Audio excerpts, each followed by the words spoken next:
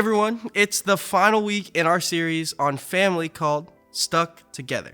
We've been talking a lot about family, the people we're with. So over the last few weeks, we've been talking about the family we're born with, live with, or spend a lot of time with. This week, I want to talk about the family we choose.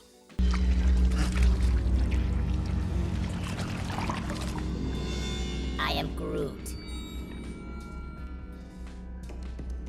I am Groot. I am Groot.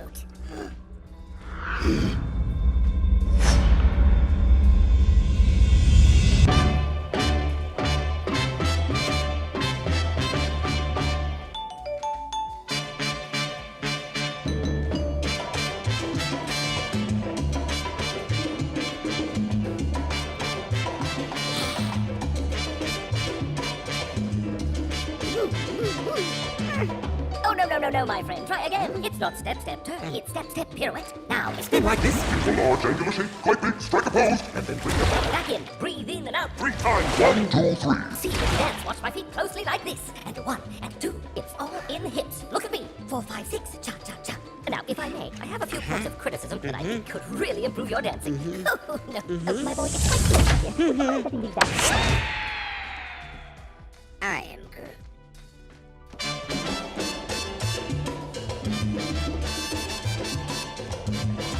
Now, if it were up to me, I would choose Lil Baby Groot to be a part of my family. Laugh all you want, but having Lil Groot as a younger brother would be so fun. And I think it'd be a good amount of hectic too. It's fun to dream about adding someone from a movie or something like that to our family, but sadly, most of us don't have that opportunity. But we do have a say in who we consider family. So let me ask you, how many of you have a best friend? The kind of friend who knows you better than everyone else. The kind who makes you laugh so hard, you kind of just lose your breath. The kind who you could just spend every single day with. My best friend and I could even communicate just by glances and looks because we know each other so well. So turn to the person next to you and tell them about your best friend.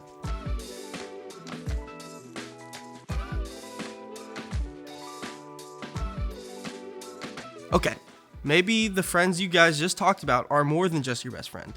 It's probably easier to call them family. While family is really important to talk about, I know that for some of you, this whole series may feel a little weird.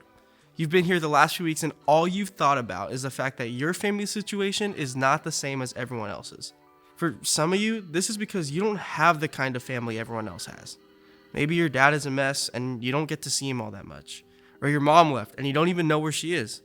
Maybe you're adopted and it's awesome for the most part, but it makes you feel different than everyone else. For others of you, you're struggling because the family you have isn't the family you want. You wish your mom didn't work all the time. You wish your dad actually cared about what you cared about. You wish you had siblings, or if you have them, you wish they were normal. Whatever it is, when you see families or go to your friends' houses, you wish your family was more like theirs. Maybe your family is dealing with secrets that people don't really even know about. Difficult and serious things like addiction, abuse, cheating, or divorce. The kind of stuff that's hard to deal with and even harder to talk about. The kind of stuff that you wouldn't wish upon anyone else's family, let alone yours. And maybe you're hearing this and you can't really relate because you actually love your family. You love the family that you're stuck together with. If that's you, I think it's amazing you feel that way about your family. Embrace them. But stick with me over the next few minutes. Even though you may not be going through these things with your family, the reality is you have friends who are. So take some time to listen so you can be a compassionate friend, learning more about their experience. The truth is, for so many of us, family doesn't look the way we thought it would.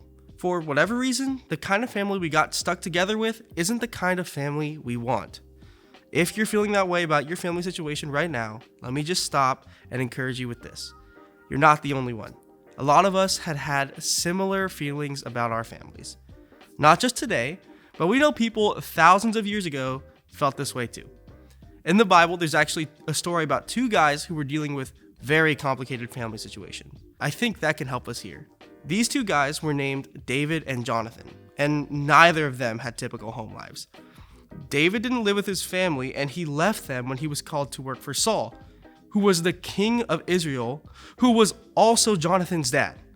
As they lived and worked together, Jonathan and David became super duper close. Now, at first, this was no big deal because King Saul, remember Jonathan's dad, he loved David. But over time, things changed. As a king, Saul wanted to be seen as the greatest, most powerful, and most beloved leader in Israel. But David's popularity started to grow. God actually chose David to be the next king, and Saul hated it. As a result, Saul actually began to hate David. I mean, really hate him. So much so that Saul tried over and over to kill David. So to save himself, David had to flee and go into hiding.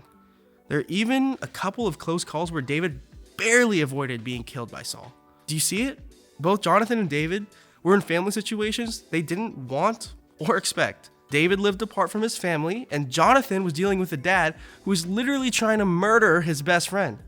That should have been enough to leave both guys feeling completely and totally alone. But still, these two guys formed a friendship that was more like a brotherhood.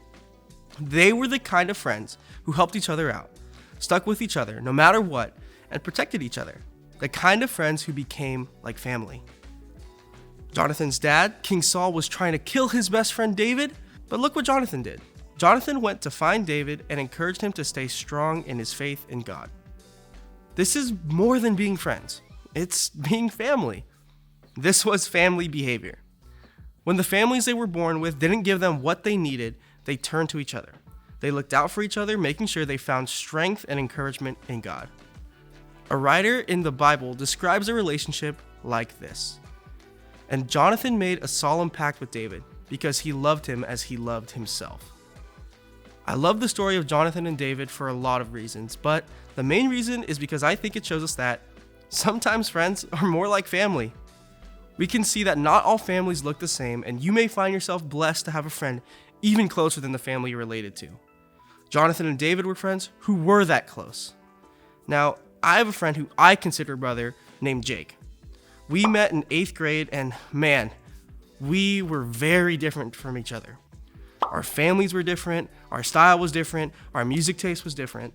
However, for some reason, we got really, really close.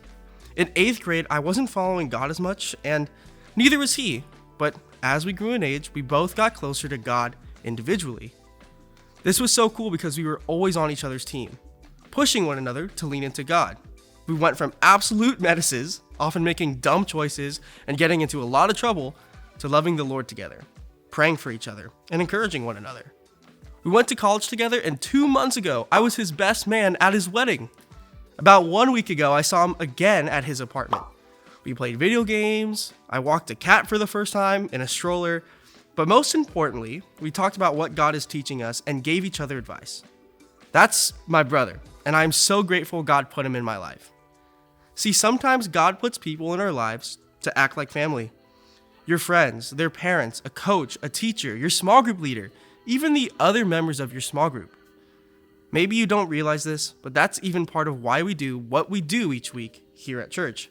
We act as the family of God. We support and encourage each other, and after all, that's what God calls us to do. God created us to do life with each other, like a family. Even when he was on this earth, Jesus had friends who he treated like family. His disciples, the men who were his closest friends and followers, became the people he did everything with. They were as close as family. As followers of Jesus, they became part of the family of God. That's the same thing God offers us. Whether this is the first time you've been here or you attend every single week, our hope is that you feel like you're a part of a family. At JHM, you have people who will support, love, and encourage you. Whether your family is amazing or even if your family is something you wish you could change. No matter what your situation is, you have this family to stick together with as you walk through life. Maybe you're sitting here thinking, yes, totally. I know exactly who in my life loves and treats me like family. I know who is close to me, even outside the family I was born into or live with. If that's you, that's great. One of the best things you can do this week is let them know that you appreciate them. Thank them for making you feel like family, and let them know you want to do the same for them. But some of you may be sitting here thinking, this all sounds so great, and I wish I had those people in my life. But to be honest, I don't feel like I know who they are or where I'd find them. If that's you, then I'd say this. Try and reflect on who in your life you would want to come alongside you. Think bigger than just the people you're close to right now. Think about who else is speaking into your life. Someone older than you or close to you who you can trust. Maybe it's a teacher, coach, a friend's parent, or your small group leader. Maybe there are a few people in your small group who you know you can lean on or trust to be your family. If you really feel alone and can't think of anyone in your life, I encourage you to talk to a leader. We care about you and want to help you. We want to support you as much as we can, and just like Jonathan, we want to encourage you to stay strong in God. One of the best parts about following Jesus is that we gain a family. The church and your small group become like a second home, a place where we can be safe, be heard, be known, and be loved. That's how God designed it to be. When we're struggling with the family we're born with or live with, we can lean onto the family we choose. Because sometimes, friends are more like family. Now, as you go in a small group, I want you to think about this question. Who is a friend in your life who is more like family?